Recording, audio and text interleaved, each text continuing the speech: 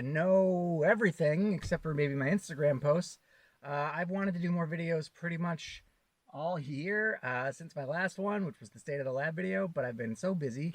The reason being because you guys have been amazing. You've been sending me so much film.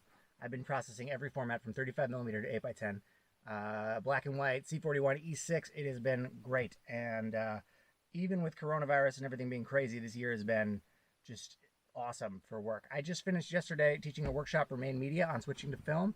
And so now I have a little bit more time to get back to some personal projects. And I'm about to go do a test that I've tried to do about 3 times, and I'm finally able to do it.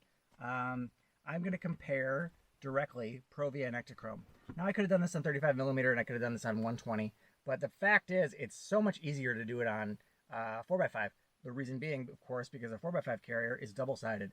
I have Provia loaded on one side and Ektachrome loaded on the other side. Normally I would shoot that way regardless with the same type of film, just to bracket my exposure maybe, or to make sure I have 2 sheets of the same thing if it was an important subject. You never know when a sheet is going to get damaged or when, you know, anything can happen, such as my chain breaking on my bike. But anyway, I'm finally going to do this for real. I don't think that one film is better than the other.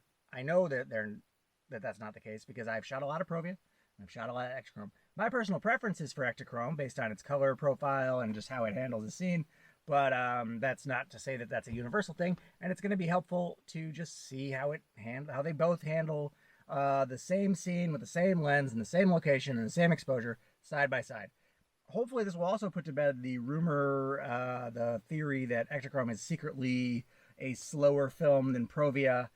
Based on my experiences, this is not the case at all, but people just won't let it die because they want, I don't know, people just think these things. And I mean, we can get into like ISO and what it really means in the future, but needless to say, it's a 100 speed film and you should shoot it at 100. But you could also shoot it at 64, but that does not necessarily mean that it is a 64 speed film. You just may prefer those results that you're getting at 64 because it slightly lightens the scene.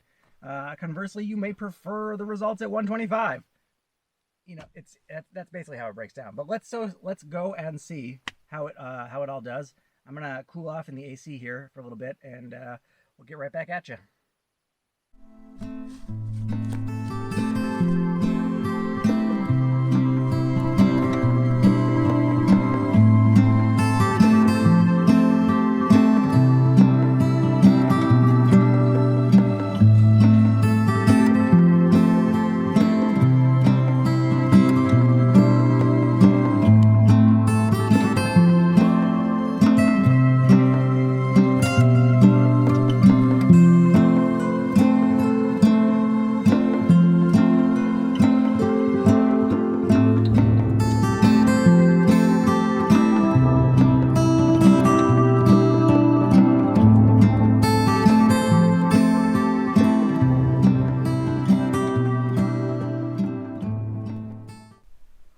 Okay, so this was super easy to set up and frame, as you may have just seen.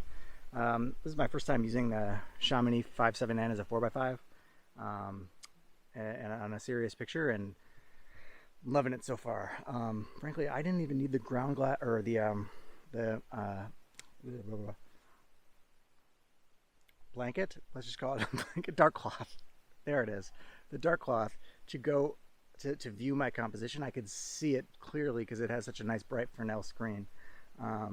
It's rigid, it's easy to set up, it's incredibly lightweight. So this is the back of the camera, and you may faintly be able to see my landscape that I've framed up. As you come around to the front, you can see that even though it's a 5x7 camera, it's remarkably small and lightweight because it's meant, I'll come back into the back again, it's meant to just have a 5x7 back only in horizontal orientation. Now because I have a reducing back on here, I'm able to flip this 4x5 back either way. So in my mind, it makes the best 4x5 camera that Chamonix makes because it couples as a 5x7 camera. You can shoot either format. If you come around to the front, this is a new to me lens. It's a 180mm Kaltar. Anyway, I'm about to compose my shot. Let me flip the camera around again. I'm about to compose and focus and meter my shot. You can see it right behind me. It's this kind of interesting swath that's been cut into the land. And I'm going to do it on Provia and Ektachrome, and we're going to compare the results. Oh.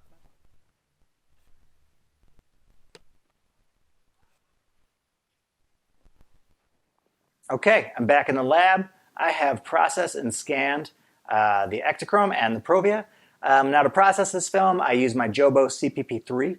The Provia and the Ektachrome, I think that there are some surprises, but not that many. The fact is, these are both great films, and I'm hoping to showcase this here to you guys and show you that while there are differences, the differences at the end of the day, you know, I can't say that they're going to really matter that much. This slightly proves true one internet rumor, and then at the same time, I sort of take that information and show you why it's completely meaningless. So why don't we hop over to Lightroom and I can go over the results. Okay, we are in Lightroom, and as you can see, I've got the two images I shot.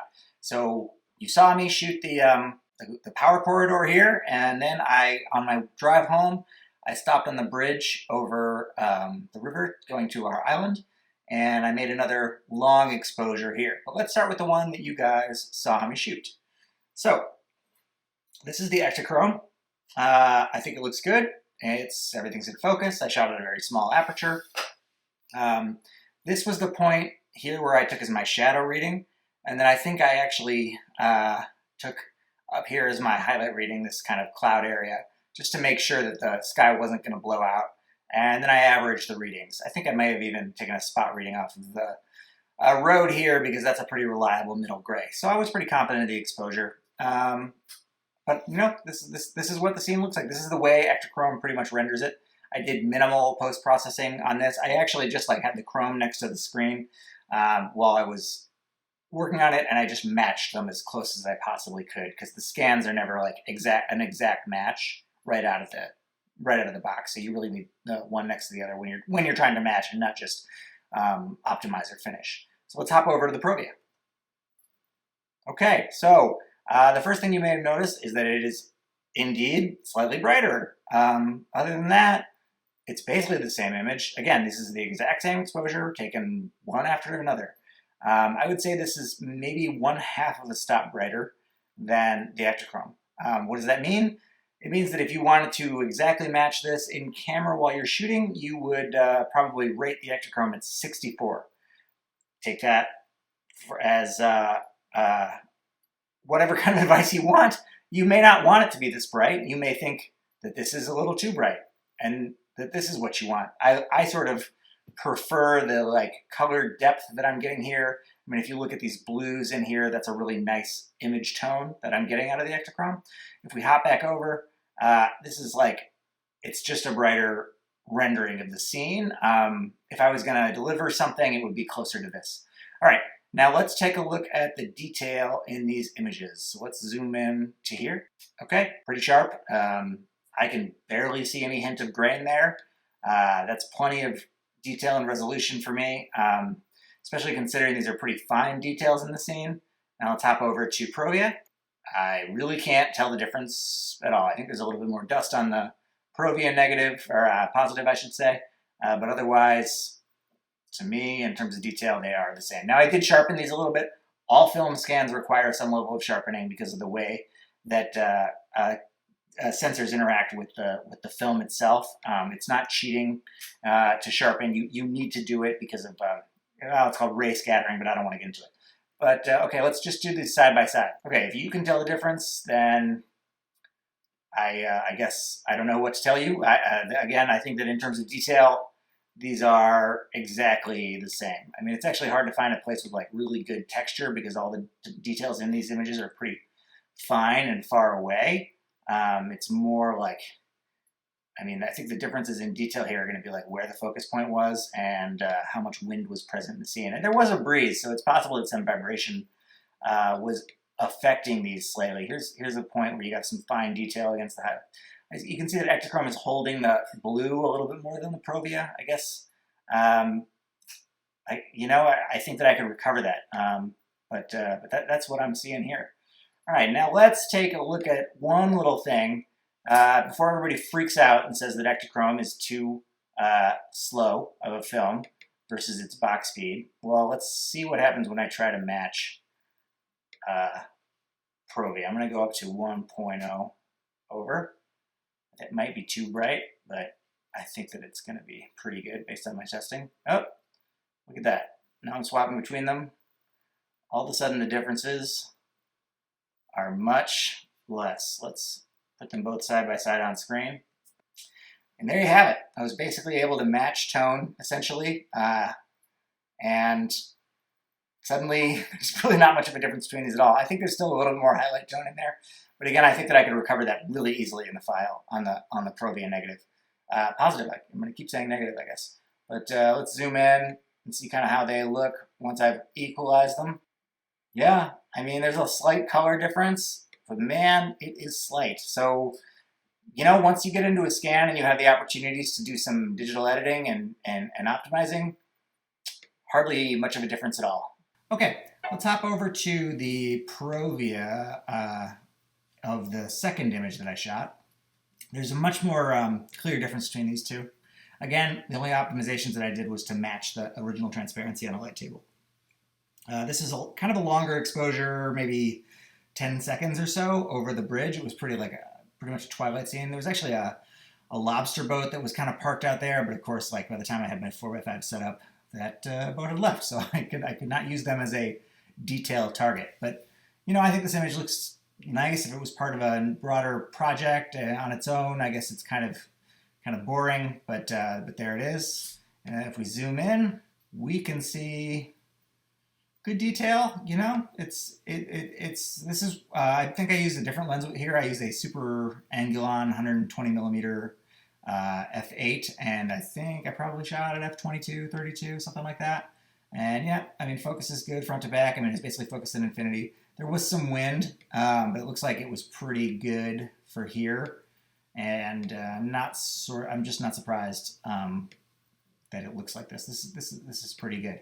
There's a bigger difference though between the Ektachrome. You can see this kind of like magenta-y tone. This is typical of Provia. I see this a lot on this film. If you hop over to Ektachrome, it's just not there at all. It's like way more of a uniform blue. I think that indicates that Ektachrome is just slightly more accurate in the highlights, but it's really not much of a difference. And if I was using my editing tools, I could take that out of the Provia in like 2 seconds, or I could add it into this Ektachrome in 2 seconds. Again, it's like just not that big of a deal. So let's zoom in on the detail. I think that based on my looking at this before, it actually looks like this image is a little softer. Now I've shot a lot of Ektachrome and I've shot a lot of Provia, and now that I kind of see both side by side, there's really no difference in detail. So I think what probably happened here was that there was just a little bit more of a breeze present. Again, I was on this bridge and there was a breeze. I was trying to wait until it died down, but I bet you would hit my 4x5 and just added. There's a tiny little bit of vibration during the exposure, and that's what accounts for the lack of sharp detail on this island there. But other than that, they are pretty similar, and you know, I'd be generally satisfied with both. Again, this is true to what the chrome looks like on the light table. So it does have this magenta tint, and this does have this blue tint. Let's see if I can pick out anything else. You know, it really just isn't that different to me outside of that magenta tint. And if we go in, see, I have my magenta set at 0. This is capture right out of the scanner. Let's just go like -10. Okay, maybe I think 15 is going to be too far. Let's try that. Okay, so we just took that out, 15 points. Now let's go over. Okay, so this is like a little bluer, and this is a little more naturalistic. But again, like, you can kind of see how the editing control is there. That you can really take these files wherever you would want. And you're almost always going to be scanning a chrome. I mean, in very few situations are you going to be showing someone a chrome on a light table and just going like, this is it, this is the image.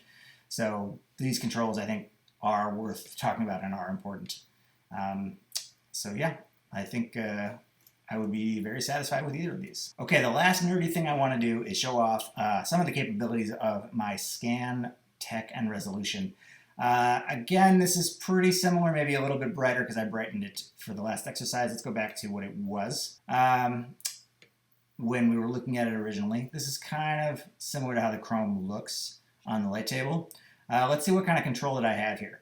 You can see I did adjust the whites because this is how it comes out of the scanner. You can see on the histogram up here that there's a space. It's not even accounting for the white, which would be here. You can see that this should be full 100% white, and it's reading 97, 97, 95. You want that to be 100%. So let's change that back, and I found that it was kind of using the J trick. You can see this makes it full white all the way around, and that's probably where you'd want to be for the actual image to be represented on this histogram. But let's see what kind of highlight detail we can recover and shadow detail we can recover. Let's take it as far as we can. Okay, so I'm really pulling stuff out. This looks awful. I would never process an image this way.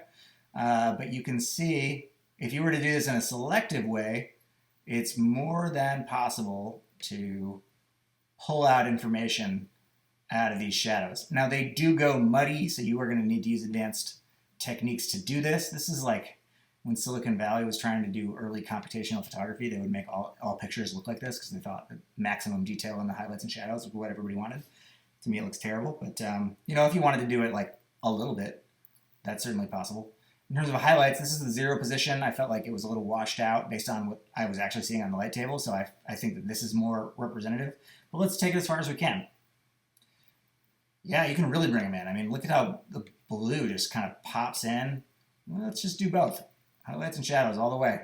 That is just disgusting. But you can do it. I would say you could be a little bit more selective. If I was actually finishing this, again, this is what it looks like on the light table to me, to my eye.